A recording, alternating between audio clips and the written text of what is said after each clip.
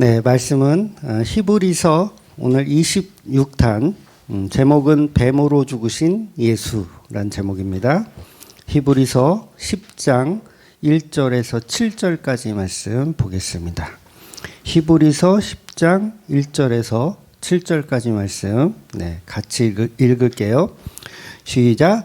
율법은 장차 올 좋은 일의 그림자일 뿐이요 참 형상이 아니므로 해마다 늘 드리는 같은 제사로는 나오는 자들을 언제나 온전하게 할 수 없느니라. 그렇지 아니하면 섬기는 자들이 전결하게 되어 다시 죄를 깨닫는 일이 없으리니 어찌 제사 드리는 일을 그치지 아니하였으리요. 그러나 이 제사들에는 해마다 죄를 기억하게 하는 것이 있나니 이는 황소와 염소의 피가 능히 죄를 없이 하지 못함이라. 그러므로 주께서 세상에 임하실 때에 이르시되 하나님이 제사와 예물을 원하지 아니하시고 오직 나를 위하여 한 몸을 예비하셨도다. 속죄제는 기뻐하지 아니하시나니 이에 내가 말하기를 하나님이여 보시옵소서. 두리마리책에 나를 가리켜 기록된 것과 같이 하나님의 뜻을 행하러 왔나이다 하셨느니라. 아멘. 네, 성경에 보면 예수님을 남자로 표현하고요, 교회를 여자로 표현합니다. 그래서 이것은 비유적인 표현으로 이제 사도 바울이 잘 설명한 내용이죠. 그래서 에베소서 5장 31절과 32절에 보면 이렇게 표현하고 있어요. 그러므로 사람이 부모를 떠나 그의 아내와 합하여 그 둘이 한 육체가 될지니 이 비밀은 크도다. 나는 그리스도와 교회에 대하여 말하노라. 이렇게 표현하고 있어요. 그러니까 신랑 예수와 신부된 교회가 아주 비밀스럽게 누구를 표현한다고요? 예수님과 신부된 교회를 표현한다라고 사도 바울이 얘기를 하더라는 거예요. 그래서 생물학적으로 저는 남자잖아요. 저는 남자예요. 여자 좋아합니다. 네. 네, 여자 좋아하는 남자예요. 남자지만 복음적으로는 뭐다? 저는 여자예요. 여자인 거예요. 그러니까 비유적으로 신부된 교회를 표현한다는 거죠. 그러니 예수님만 남자이고 저와 여러분은 다 여자인 거예요. 그런데 여자가, 우리가 다 여자인데 여자가 남자를 좋아하지 않고 여자가 여자끼리 좋아해. 이걸 뭐라 그래요? 세상에서는 동성애라 그러죠. 여자끼리 좋아하고 남자끼리 좋아하는 동성애.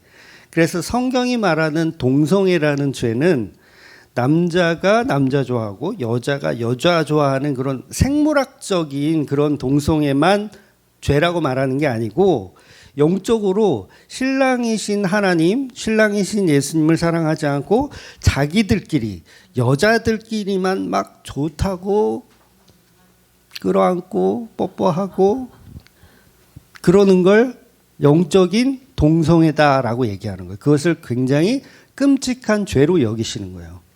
그래서 노아의 홍수 때 사람들이 무슨 죄를 범했냐면 동성애라는 죄를 범한 거예요. 근데 그 동성애는 단순히 그냥 이 생물학적인 동성애가 아니라 영적인 동성애. 그러니까 하나님이 신랑이신데 그 하나님을 뭐예요? 사랑하지 않고 자기들, 인간들끼리만 서로 사랑하는 걸 동성애라고 하는 거예요. 영적 동성애. 그래서 하나님이 어떻게 해요? 홍수로 세상을 싹 쓸어버리는 거예요. 뭐예요? 동성애 하는 자들, 영적인 동성애를 하는 자들 다 쓸어버린 자들. 그래서 자기들끼리 모여가지고 휘덕거리면서 왕국을 쌓죠. 그 다음에 뭐예요? 벽돌을 쌓아서 흩어짐을 면하자. 그러니까 우리끼리 사랑하자예요. 그걸 하나님이 악하다라고 여기시더라는 거예요. 그래서 창세기에 그 노아의 홍수 때 보면 죄성에 대해서 이야기하는데 뭐라고 얘기하냐면 하나님의 아들들이 사람의 딸들의 아름다움을 보고 결혼하더라. 이렇게 표현하는 거예요. 그게 뭐라고요? 영적인 동성애를 말하는 거예요. 하나님을 사랑하지 않고 자기들끼리만 사랑하는 거. 그래서 이 말은 여자가 여자를 남자 없이 사랑하는 겁니다.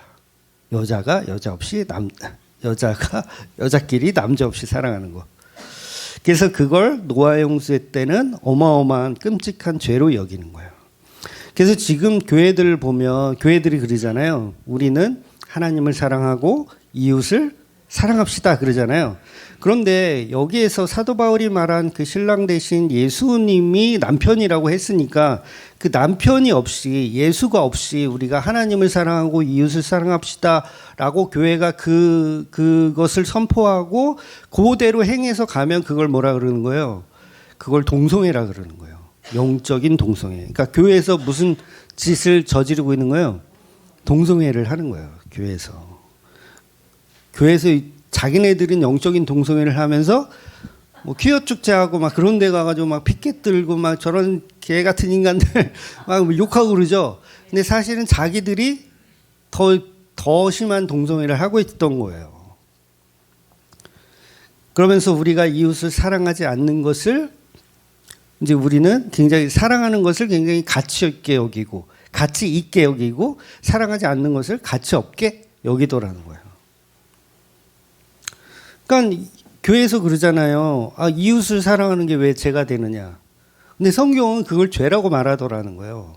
아니 내가 이웃을 사랑해. 그래서 고아원 가서 도와주고 양로원 가서 도와주고 장애인 복지관 가서 도와줘. 교회가.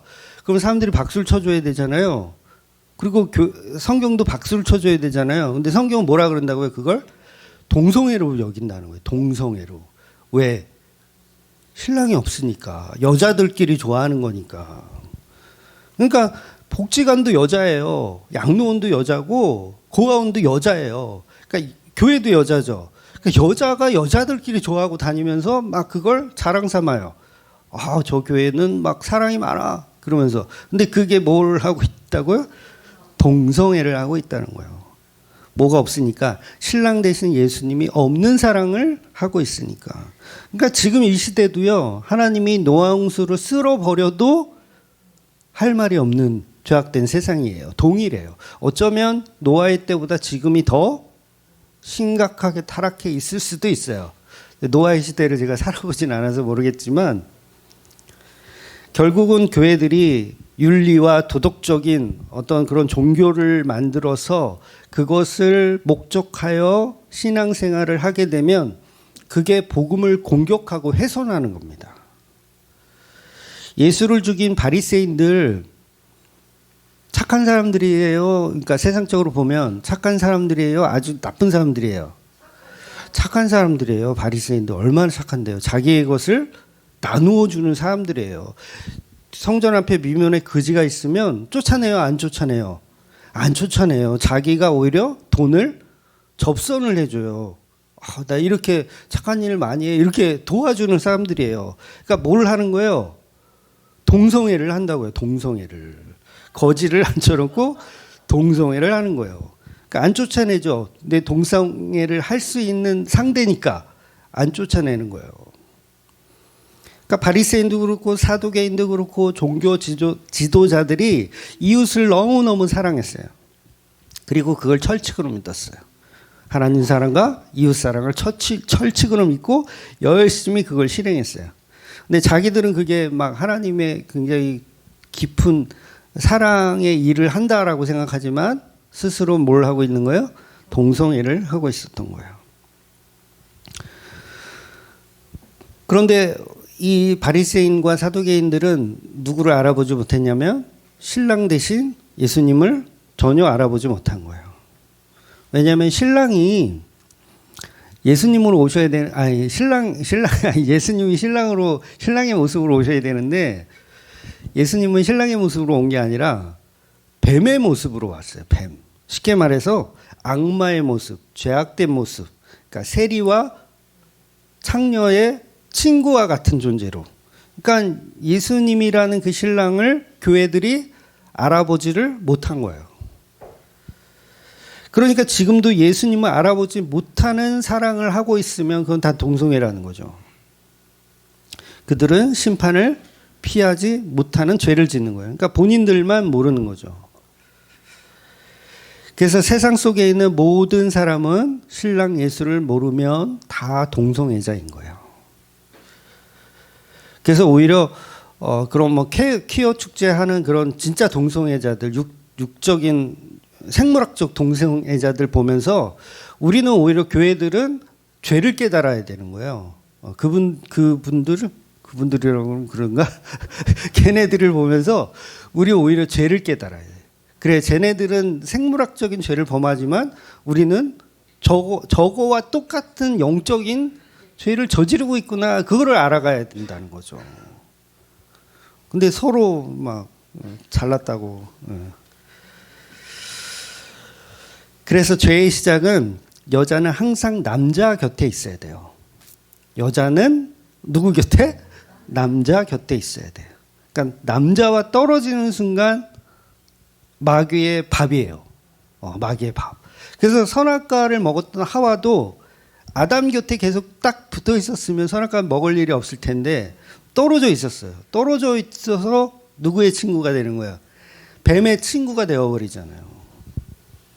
그래서 여자인 교회가 하나님의 말씀에 불순종하여 타락했기 때문에 타락한 여자를 성경에서는 이제 창녀라고 얘기하는 거예요. 창녀가 뭐예요? 이 남자 저 남자 막 이렇게 만나는 거 말고 이렇게 잠자리를 하는, 단순히 만나는 건 괜찮아요. 안 되나 이것도? 아무튼 알아서 해석하세요. 그래서 복음은 그 타락한 창녀가 죄의 값을 치르고 죽어야 됩니다. 이해가 되셨어요? 창녀가, 여자가, 하와가 죄를 졌으니까 누가 죽어야 돼요? 하와가 죽어야 돼요. 하와가 죽어야 죄의 값이 치러지는 거예요. 그래서 복음은 여자가 죽어야 됩니다. 여자가. 그러니까 대신 죽어주는 거는 우리가 성경에서 맨날 구속사다, 이렇게 대속되었다, 이런 단어들을 계속 들으니까 대신 죽어주면 되는가 보다 이렇게 하는데, 그럼 대신 죽어준다고 해서 그 죄값이 될까요? 그거 안 되는 거예요. 예를 들어서 살인자가 있어. 내 아들을 죽인 살인자야. 그래서 이 살인자를 어떻게 해야 돼요?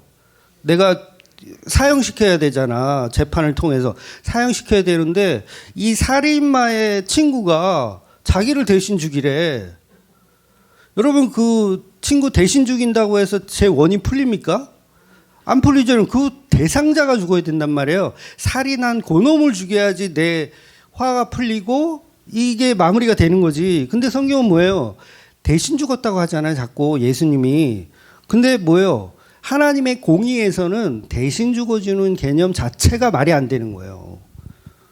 그러니까 그건 안 돼. 그래서 사탄이 깨닫지 못한 게 그 부분이에요. 그래서 예수님은 이 땅에 성육신 하셔서 오셨잖아요. 남자로 오신 게 아니에요.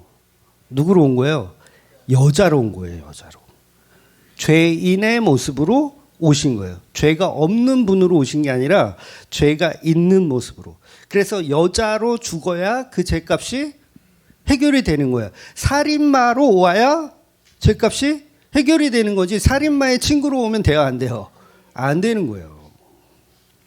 그래서 예수님이 직접 자기를 나는 하나님의 아들이다 라고 말하는 게 아니라 나는 인자로 오신 표현을 해요. 인자. 인자가 뭐예요? 사람의 아들. 나는 하나님의 아들이 아니라 사람의 아들. 나는 남자가 아니라 여자로 왔다.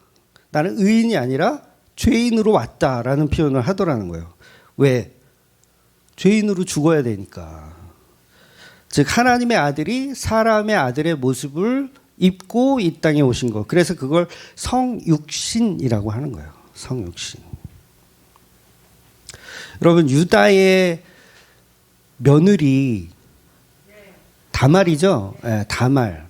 다말은 창녀입니까? 창녀 아닙니까? 창녀 아니에요.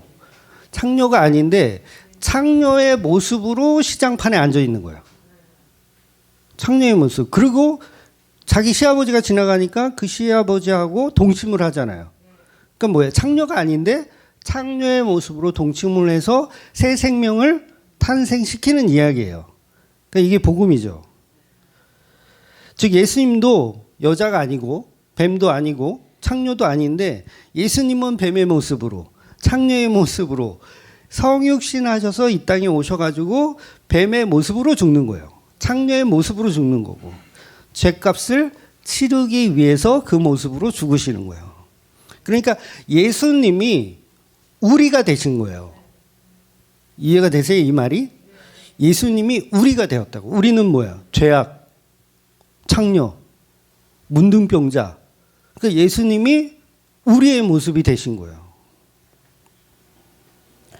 그러니까 창조주가 피조물이 되신 거예요. 놀랍죠? 그래서 여자의 몸에서 태어나는 거예요. 피조물이니까. 하나님의 아들이 오려면 원래는 어떻게 와야 돼요? 그렇죠. 하늘에서 이렇게 뭐 군두운을 타고 오든가 뭐 샥 타고 와가지고 자 봐라 내가 왔노라 이래야 되는데 사람의 여자의 몸에서 잉태되어 태어나잖아요. 왜 이런 루트를 예수님이 선택을 해요? 죄인의 모습으로 태어나기 위해서. 물론 예수님이 죄가 있다라는 게 아니에요. 죄가 없는 하나님의 아들이지만 죄가 있는 모습으로 이 땅에 오시더라는 거예요. 그래서 창조주가 아니라 피조물로 오셨고 신랑이 아니라 타락한 여자로 오더라는 거예요. 그래서 마태복음 11장 19절에 보면 이렇게 표현합니다. 인자는 와서 먹고 마시매 말하기를 보라 먹기를 탐하고 포도주를 즐기는 사람이요 세리와 죄인의 친구로다 하니 지혜는 그 행한 일로 인하여 옳다함을 얻느니라. 이렇게 표현해요. 그래서 예수님은 스스로 타락한 여자의 모습으로 온 것이고 세리와 죄인의 친구로 온 거예요. 똑같은 존재로 왔다는 거죠. 그런데 이것이 지혜라는 거예요. 놀랍죠? 이 성경의 표현이, 이 마태복음의 표현이 이것이 지혜라는 거예요. 결국 옳다함을 얻기 위한 아주 비밀스러운 지혜였다라는 거예요. 그래서 광야에서 놋뱀 사건 기억나시죠? 놋뱀 사건. 그러니까 십자가에 죽는 예수님을 그대로 표현하고 있는 거예요. 그러니까 뭘로 죽는 예수? 뱀의 모습으로 죽는 예수. 그래서 광야에서 사람들이 막 강력한 이제 불뱀이라고 표현하는데 강력한 독사예요. 독사에 물려서 사람들이 죽어가는데 장대에 달린 뱀을 보면 구원시켜 준다는 개념이에요. 그러니까 기왕이면 놋뱀 말고 뭐 평화를 상징하는 비둘기를 달아야지 뭔가 그 구원의 어떤 느낌이 좀 있지 않습니까? 그리고 뭐 용맹한 독수리를 이렇게 달아서 독수리를 쳐다봐라. 아니면 호랑이를 딱 매달아가지고 호랑이를 쳐다봐라. 그러면 너희들이 살 것이다 하면 좋을 텐데 놋뱀 사건에서는 말 그대로 뱀을 장대에 매단단 말이에요. 뱀의 형상을 놋으로 만든 뱀의 형상이죠. 그 형상을 만들어서 구원을 주는 거. 그러니까 십자가의 은혜란 무엇이냐면 죄악된 것을 통해서 구원을 주는 거예요. 그것을 죄값이라고 하는 거예요. 죄값. 그래서 뱀이 죽어야 죄값이 용서가 되는 거죠. 여자가 죽어야 죄값이 끝나는 거예요. 즉 예수님이 십자가에 죽을 때 거의 모든 사람들이 다 예수님을 저주했어요. 어떻게 저주하냐면 저 뱀대가리 당장 죽여라. 사탄 마귀 당장 죽여라. 예수님을 향해서 저 마귀, 창녀, 세리, 친구보다 더 악한 놈 매달아 죽여라. 그래서 그 악한 뱀을 처벌했다라고 생각하면서 사람들은 즐거워하는 거죠. 그런데 그 십자가 사건이 바로 남자인 예수께서 여자가 되셔서 죽는 이야기를 하는 거예요.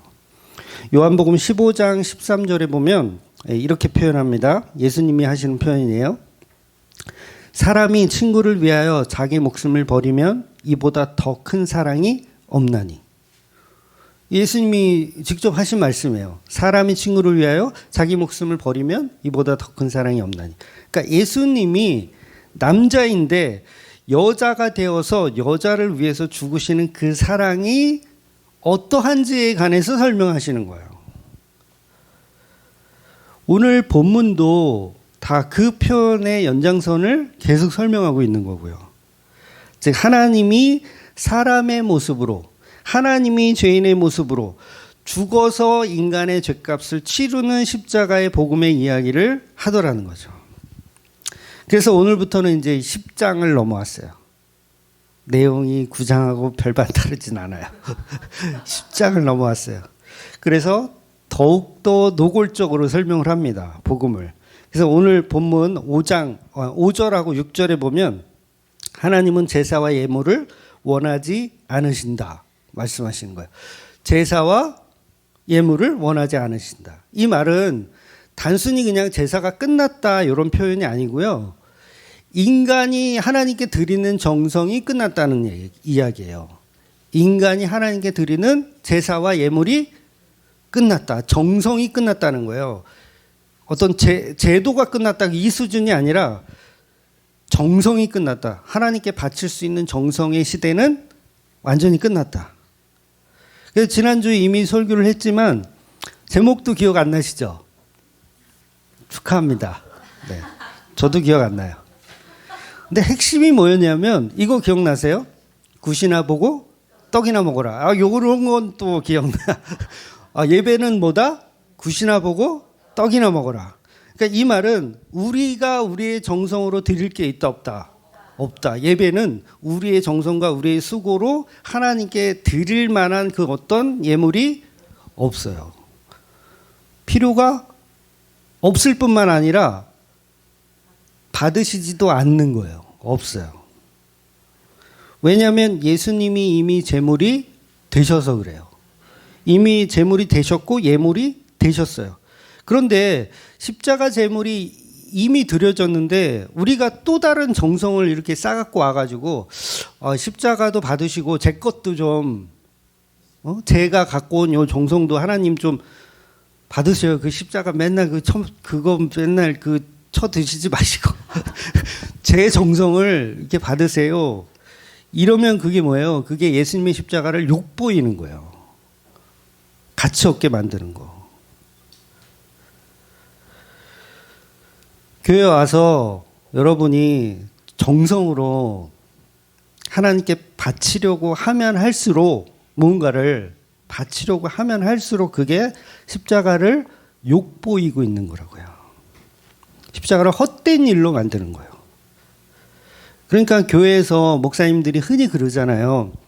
여러분의 정성을 다해서 하나님을 섬기십시오. 여러분의 시간과 돈과 열정과 달란트, 오늘도 땜방 했는데 달란트를 들여서 하나님께 바치십시오. 이렇게 말하는 목사가 있다면 그 목사님은 예수님의 십자가를 욕보이고 있는 사람이에요. 그래서 이걸 저는 사이비라고 표현합니다. 아이고 저런 사이비. 그런 교회는 제발 가지 마세요. 이렇게 얘기해요. 그러니까 11조만 끝난 게 아니에요. 저는 이제 나름 11조로 유명한 목사더라고요. 연관 검색어가 항상 11조가 들어가 있어요. 11조만 끝난 게 아니라 예물 자체, 정성 자체 다 끝난 거예요. 다 끝난 거예요. 1000번째니 무슨 월상 예배니 이런 거 다 인간이 하나님을 위해서 준비하는 것들이잖아요. 이런 게 뭐다? 다 끝났다는 거예요. 다 끝났다는 거. 그러면 우리가 드리는 연보는 뭐예요? 연보는 하나님께 드리려고 하는 게 아니라 교회의 운영을 위해서 필요한 만큼 후원을 하는 개념인 거예요. 그 연보를 가지고 하나님께 영광 돌립니다. 이러면 돼요? 안 돼요? 안 돼요. 연보는 그냥 교회 운영을 위해서 필요한 만큼 이렇게 내는 거예요. 목양실 보니까 누가 또 선물을 갖다 놨대요. 스승의 날이라고 목사님 준다고. 뭐야 그 화장품 하고 먹는 거 이렇게 있잖아요. 그 건강 보조식품 같은 거. 그 있더라고요. 그게 뭐예요? 하나님께 바치는 겁니까 그거? 아니죠. 그냥 목사님이 비실비실하니까 이거 처먹고 좀 힘 좀 내라고 주시는 거잖아요. 연보는 그런 개념이라는 얘기예요. 하나님께 뭔가 이렇게 바치는 게 아니라 그냥 교회의 운영과 이걸 위해서 그냥 이렇게 드리는 걸 연보라고 하는 거예요. 연보. 그래서 뭐예요? 연보는 투명하게 관리되어지는 게 맞아요. 왜냐하면 후원금이기 때문에 그래요. 근데 어떤 사람들은 그러잖아요. 교회에서 내는 헌금은 하나님께 드린 거니까 그 재정이 어디에 쓰여지든 상관을 하면 안 된다. 그런 분들도 많이 있거든요. 한 번 드린 건 하나님께 드린 거니까 하나님이 그걸 가지고 어떻게 쓰시든 전혀 상관할 필요 없다. 굉장히 잘못된 생각이에요. 끝까지 파헤쳐야 돼요. 우리가 낸 연보를 어디에 어떻게 써먹는지 또 알아? 목사가씨 그 돈 가지고 단란주정 가지고 먹는지 끝까지 파헤치고 투명하게 해야 되는 게 교회 재정인 거예요. 그러니까 어느 교회 가면은 자기네 교회는 다 무명으로 헌금한다. 무기명 헌금, 실명 헌금 없다. 그러면서 굉장히 그걸 자랑으로 여기더라고요. 근데 그거 굉장히 위험한 거예요. 하나님께 바쳤다라고 생각하니까 착각을 하는 거예요. 하나님께 무명으로 드리면 하나님이 아시죠? 하나님 다 아시잖아요. 무명으로 쓰나 뭐 쓰나 다 알잖아. 그러니까 우리 교회는 다 무명 헌금만 인정한다. 하나님은 다 아시기 때문에 그 발상 자체가 잘못된 거예요. 뭔가 이미 하나님께 제물로 드렸다라는 착각을 하고 있는 거예요. 아니에요. 교회 연보는 그냥 교인들을 위해서 밥이나 처먹어라. 뭐 아이스크림도 사고 뭐도 사고 또 목사님 이거 기름값도 하고 사례비도 드리고 이런 용도로 쓰여지는 게 맞는 거예요. 하나님께 드리는 건 아닌 거예요.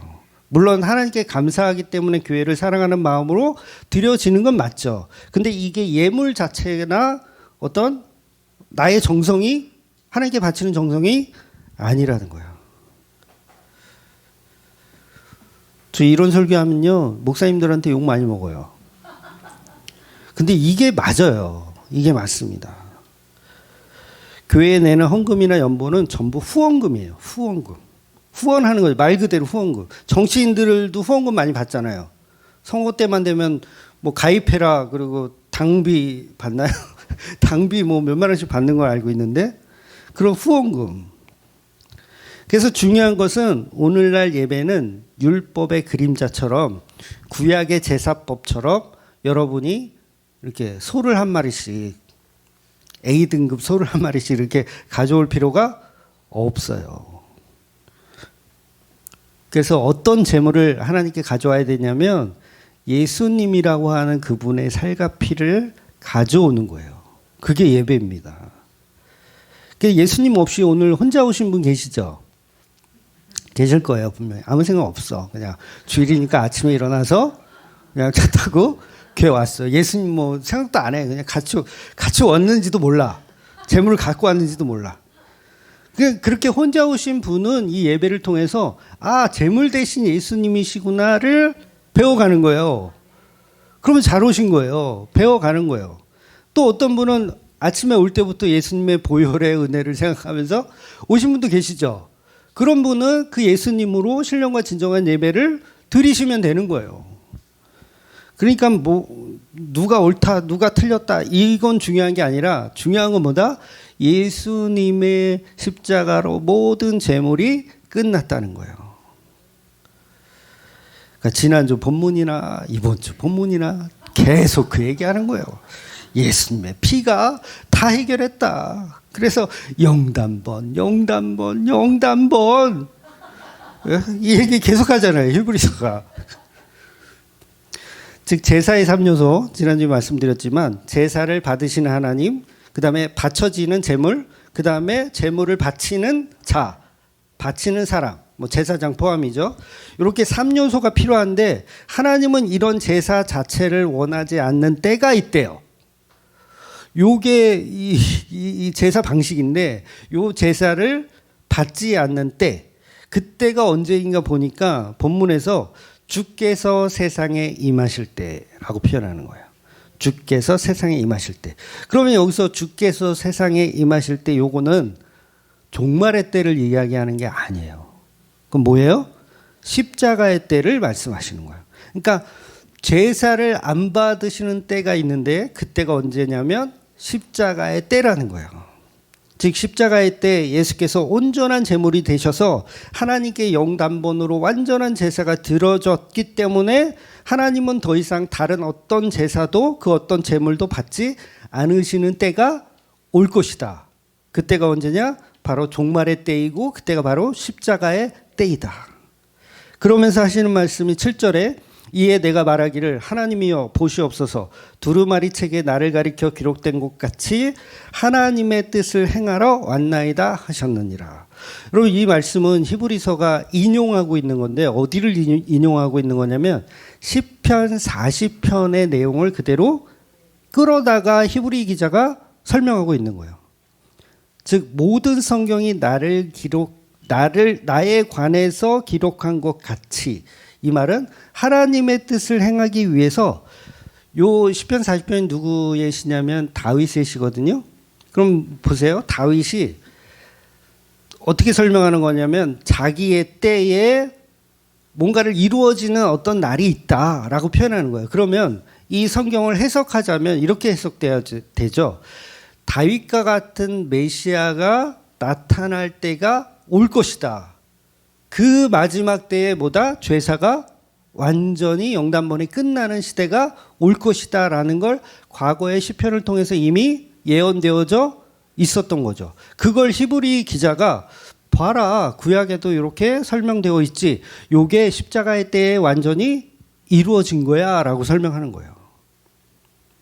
그래서 모든 구약의 율법과 선지자의 글이, 모든 제사의 말씀들이, 구약에서는 1년에 한 번씩 속죄 제사를 드려야 되거든요. 의무예요.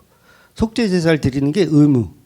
그래서 그 속죄 제사가 바로 예수 그리스도의 십자가를 가리키는 것이다 라고 표현을 하는 거죠. 그러니까 우리가 잘 아는 누가복음 24장 27절에 보면 예수님이 이렇게 표현하죠. 이에 모세와 모든 선지자의 글로 시작하여 모든 성경에 쓴 바 자기에 관한 것을 자세히 설명하시느니라. 예수님이 구약 성경을 가지고 엠마오로 가는 제자들에게 중간에 턱 나타나서 야야야 모여봐. 니네 모여봐. 성경, 모세, 오경, 선지자의 글, 시편의 글을 기록하여서 야 요게 내 얘기하는 거야. 내 얘기하는 거다? 내 얘기하는 거야. 라고 제자들에게 예수님이 직접 설명을 해 주시더라는 거예요. 그래서 구약의 말씀을 가지고 예수님을 설명하는 교회가 있다면 그 교회는 복음적인 교회라고 할 수 있어요.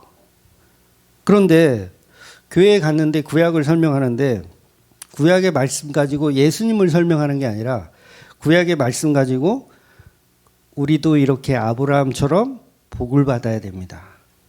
우리도 이렇게 다윗처럼 용맹하고 솔로몬처럼 지혜로운 그런 사람이 되어야 합니다. 라고 가르친다면 요거는 예수님이 가르치시는 방향성과 전혀 다른 거예요. 전혀 다른 거. 그걸 복음이 없다라고 표현하는 거예요. 근데 예수님은 뭐다? 모든 성경에 기록된 거 다 나에 관한 이야기야. 아브라함의 이야기도 내 얘기하는 거고 다윗의 이야기도 내 얘기하는 거야. 그래서 시편 150편 마지막이 뭐라 그랬어요? 호흡이 있는 자마다 여호와를 찬양할지어다. 그런데 저와 여러분은 선악과 먹어서 죽었기 때문에 호흡이 없어요. 없어. 그러면 우리는 찬양할 수 있는 존재가 아니라는 얘기예요. 즉 유일하게 죄가 없으신 그분, 죄가 없다는 말은 유일하게 호흡이 있고 살아있는 분이라는 거예요. 그분이 오셔서 인자의 모습으로 이 땅에 오시더라는 거예요. 그래서 유일하게 인자 중에서, 사람의 아들 중에서 호흡이 있는 유일하신 예수님께서 그 호흡으로 하나님을 찬양하고 이웃을 사랑할 수 있는 거예요. 여러분 이순신 장군이 죽을 때 유명한 말을 남기셨죠. 나의 죽음을 알리지 마라. 이순신 장군은 왜 이런 말을 하셨을까? 이거는 초등학생들도 알죠. 그러니까 이순신 장군의 죽음을 만약에 적들이 알면 적들의 사기는 올라가겠죠. 야 드디어 장군이 죽었으니 나머지는 다 오합지졸이다. 다 총공격해라. 이렇게 될 것이고 또 아군들은 어때요? 우리 장군님이 돌아가셨다는 걸 알고 나면 사기가 떨어질 거 아니에요. 그래서 이순신 장군님이 죽을 때 나의 죽음을 알리지 마라. 그러니까 이 말은 뭐냐면 이순신 장군은 내가 죽더라도 너희는 너희 힘으로 승리할 수 있어. 이 말을 하고 싶은 거예요. 이해가 되세요? 이 말이? 이순신 장군이 죽을 때 너희는 너희 힘으로 승리할 수 있으니 나의 죽음을 알려서 괜히 누가 되어서는 안 된다. 알리지 마라. 이 말은 포기하지 말고 끝까지 싸워라 이거잖아요. 이순신 장군님이 야 내가 죽었다고 이제 그만 싸우지 말고 끝까지 너희들은 할 수 있어. I can do it. 난 할 수 있다. 이렇게 그 마음을 심어주기 위해서 장군님은 나의 죽음을 알리지 마라 했어요. 그런데 예수님은 죽기 전에 이순신 장군님과 전혀 다르게 나의 죽음을 알려라. 놀랍지 않아요? 이 차이를. 대놓고 예수님은 나의 죽음을 기념하라. 이순신 장군님과 다르게 제자들의 사기가 떨어지겠죠. 나의 죽음을 알리라니까. 차라리 예수님이 걱정하지 마라. 나의 죽음 기념할 필요가 없다. 어차피 내가 사흘만 있으면 다시 부활할 테니 걱정하지 말고 나의 부활을 기념하라. 이러시면 뭔가 또 사기가 이렇게 올라가야 할 거 아니에요. 근데 예수님은 부활을 기념하라는 말을 하신 적이 없어요. 그리고 부활절을 만들라고 한 적도 없고 그거를 지키라는 말도 하신 적이 없어요. 근데 십자가는 기념하고 십자가는 기억하라는 거예요. 죽음을. 그러니까 예수님이 만찬에서도 부활보다는 십자가의 죽음에 관해서 설명하고 내가 주는 이 떡과 포도주가 나의 살과 피다. 이 피를 흘려서 내가 죽을 것이다. 그러니 너희들은 이것을 기념하라. 이순신 장군님하고 완전 다르죠. 예수님은 왜 이렇게 다르게 표현하냐면 인간의 힘으로는 승리할 수 없음을 얘기하는 거예요. 이순신 장군은 뭐예요? 너희들의 힘으로 승리할 수 있음을 얘기한 거고 예수님은 너희들의 힘으로는 승리할 수 없음을 얘기하는 거예요. 여러분 생각해 보세요. 이순신 장군이 죽는데 야, 나 죽었어. 이제 다 끝났어. 너네들은 어떡할 거야. 그러면 다 패배 아니에요. 다 끝나는 거잖아요. 그런데 그렇게 끝나야 돼요. 복음은. 어렵죠? 복음은 우리가 할 수 없구나. 장군님이 죽었으니 우리는 다 죽은 목숨이구나. 그렇게 돼야지 된다는 거예요. 그랬을 때 살아나요. 그래서 그걸 하나님의 능력, 예수님의 능력이라고 하는 거예요. 사람이 그 능력을 조금이라도 보태면 돼야 안 돼요. 안 되는 거예요. 이순신 장군은 훌륭하지만 결국 그 전투에서 승리할 수 있었던 요인은 부하들의 힘이었어요. 열정. 세상에서는 그게 맞죠. 장군 혼자 잘한다고 해서 전쟁에서 계속 승리한다? 그건 말이 안 돼요. 그 부하들이 보이지 않는 이름 없는 사람들이 다 헌신하여서 힘을 합쳐서 외적을 물리치는 거예요. 그게 세상의 방식이에요. 근데 우리 기독교의 방식은 다 도망가야 돼요. 아이고 우리 장군님 죽었네. 우리 어떻게 해요? 빨리 도망갑시다. 이러다 다 개죽음입니다. 이렇게 도망가야 돼요. 그래서 그 도망가는 자리에서 능력이 생기고 우리가 생각지도 못했던 창조가 일어나는 거예요. 재창조가. 그래서 예수님도 나의 죽음을 알리지 말라 이러셨어야지 제자들의 힘으로 이렇게 했을 텐데 전혀 반대로 하셨다는 거예요. 그래서 제자들 다 도망가잖아요. 십자가 앞에서. 그래서 예수님은 너희는 너희 힘으로 그 어떤 제사도 예배도 찬양도 무능한 존재일 뿐이라는 것을 알고 가슴을 찢어야 돼요. 애통하는 거죠. 그래서 애통하는 자에게 복이 있나니 그들이 위로를 받고 하나님의 나라를 사는 거예요. 놀랍지 않아요? 애통을 해야 위로를 받고 하나님 나라를 산대요. 도망가야 위로를 받고 하나님 나라를 산대요. 내 힘으로 싸우지도 못하고 이 찌질하게 사는 그 인생이 애통함과 동시에 하나님 나라를 산다는 거예요. 나의 힘으로는 복음이 완성될 수 없으니 오직 십자가에 죽은 예수님만 믿어야 한다. 이 비밀스러운 복음을 설명하고 있는 거예요. 그래서 예수님은 만찬 자리에서 떡과 포도주로 나를 기념하라. 나의 죽음을 세상에 알려라.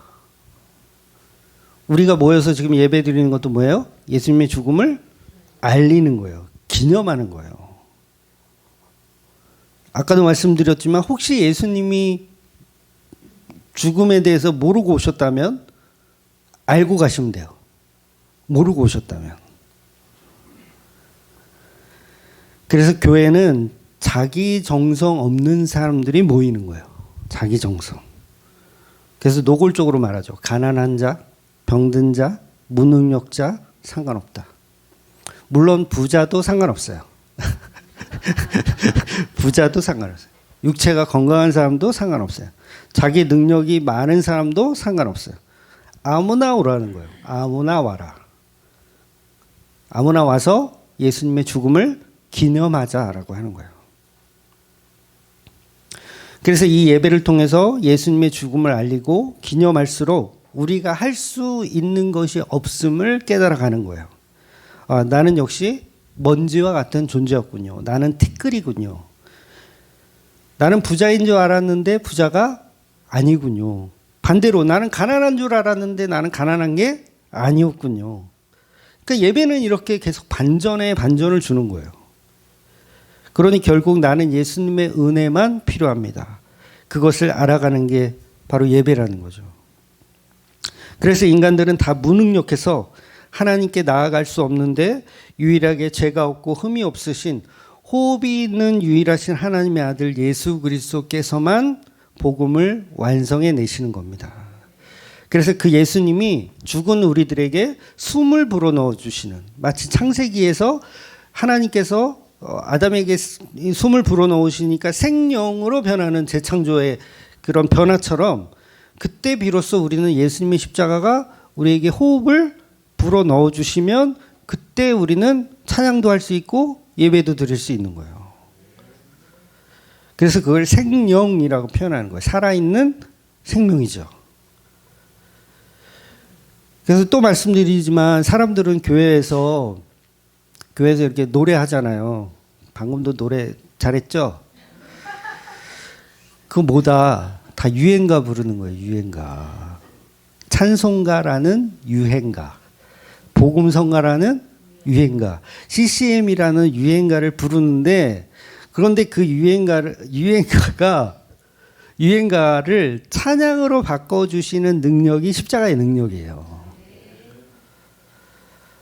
그러니까 우리는 십자가를 찬양하지 않아요. 나를 찬양하지. 그 부정한 입술이에요. 그래서 우리는 다. 제가 설교하고 있는 것 같아요? 저는 제 지식을 자랑하고 있는 거예요, 지금. 이해가 되세요? 야, 너네 이거 모르지. 나 이거 성경 연구하다 이거 깨달았다? 너네 이거 모르지. 그리고 저는 이거를 자랑하고 있다고요. 자랑하고 있는데 그 입술의 부정함을 바꿔주시는 능력이 예수님의 피의 능력이에요. 야, 이런 걸 알아들으시다니. 그래서 우리가 내는 소리는 깡통 소리, 시끄러운 소리. 이사야서에 보면 너무 멋진 표현이 나와요. 오늘도 우리가 찬양했지만 찬송의 옷이라는 표현이 나와요. 찬송의 옷. 무슨 뜻이냐면 옷은 어떤 이미지를 감추는, 덮는 어떤 목적이 있잖아요. 아담과 하와가 가죽옷을 입은 것도 뭐예요? 죄를 감추어주는 능력. 그러니까 야곱이 자기가 장자가 아닌데도 장자인 척 하려고 염소 털옷을 몸에다 주렁주렁 입잖아요. 전부 본질을 가리는 거. 그래서 찬송의 옷이란 시끄러운 노래, 자기 잘난 척하는 노래, 그런 노래들을 정말 찬양으로 바꿔주시는 능력이 바로 찬송의 옷이라는 거예요. 그래서 교회에서 유행가 불러도 제가 뭐라고 안 하는 거예요. 이해가 되세요?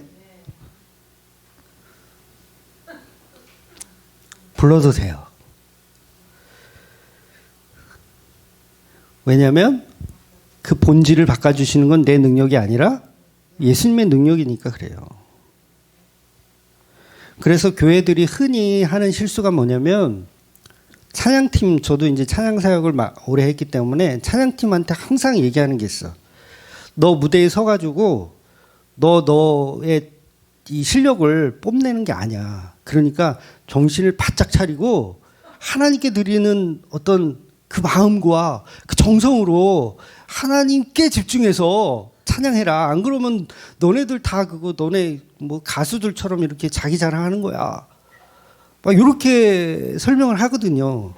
근데 그거 맞다 틀리다? 틀려요. 우리가 정신을 차릴 수가 없어. 여러분 정신을 차릴 수 있을 것 같아요? 정신을 차릴 수 없어. 우리는 여전히 무대에서 유행가를 부르는 거예요. 찬양 사역자들 많이 있잖아요. 요새는 이제 좀 불황이라 많이 없는데 찬양 사역자들 제가 많이 만나봤어요. 진짜 유명한 사람들 정말 많이 만나봤어. 근데 그 사람들 다 한다는 소리가 다 그거야.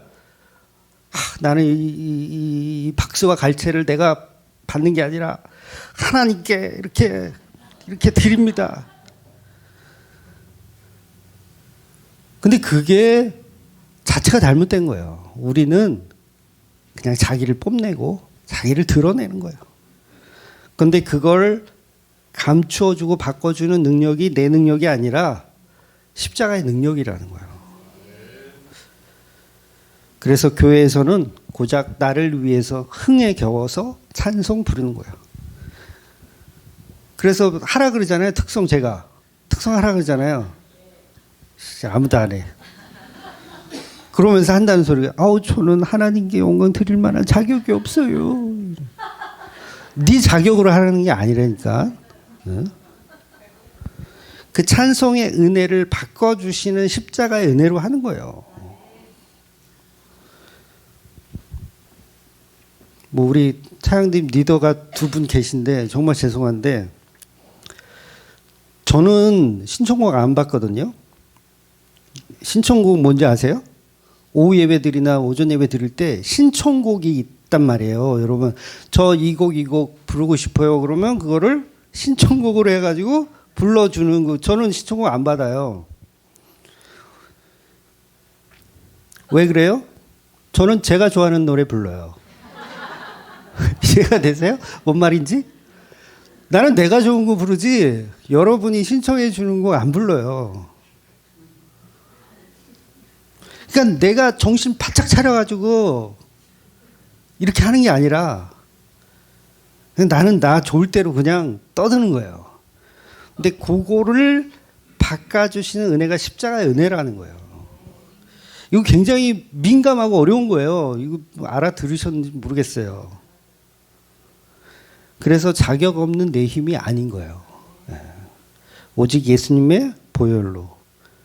그러니 하나님을 향한 자기 실력으로 찬양하는 게 아니라 바꿔주시고 덮어주시는 은혜로 찬양하는 거예요. 나는 복음을 많이 알고 찬양 많이 알고 그 마음 내가 정신 똑바로 차리고 하는 그 찬양이 아니라 은혜로 덮이는 찬양. 은혜로 덮이는 찬양. 그러니까 우리는 항상 무대에서 열광적으로 노래하고 내려와서 뭐예요? 이 은혜로 덮어주십시오. 제가 또 지랄을 했습니다. 이렇게 은혜로 덮어주시는 은혜. 시편에 보면 새 노래라는 표현이 많이 나와요. 새 노래. 그러니까 새 노래라는 표현은 새로운 곡을 작곡하고 작사해서 늘 새로운 곡. 요새 유행하는 CCM을 계속 새로운 걸 이렇게 불러라 그런 말이 아니라 예수님이 바꿔주시는 찬양의 옷을 날마다 입어라 그런 얘기예요. 그래서 우리는 늘 깡통 소리로 시끄러운 소리를 내지만 그걸 찬양으로 바꿔주시는 은혜가 있어야 된다는 거예요. 그래서 이사야서는 이렇게 표현합니다. 무릇 시온에서 슬퍼하는 자에게 화관을 주시며 죄를 대신하여 기쁨을 주시고 슬픔을 대신하여 찬송의 옷을 주시는 은혜를 표현해요. 내가 가진 소리는 절망의 소리, 슬픔의 소리, 정말 듣기 싫은 소리. 그런데 그걸 바꿔주시는 은혜가 필요하다는 거예요. 그래서 제가 깡통소리라는 표현을 아시는 분은 아시겠지만 뭐 유튜브에도 깡통소리 이렇게 뭐 거리 찬양 이렇게 검색하면 제가 나와요. 놀랍죠? 노래를 그따위로 하면서 길거리에서 노래를 찬양을 한단 말이야. 제가 고등학교 때부터 쓰던 아이디가 깡통소리거든요. 그러니까 콩글리시로 하면 캔 사운드.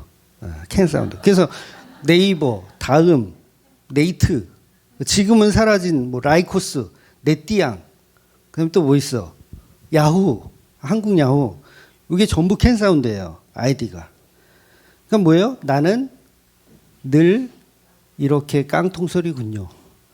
그런데 이것을 바꿔주시는 은혜를 기대하는 거예요. 그래서 복음은 내가 죽은 자로 드러나는 거예요.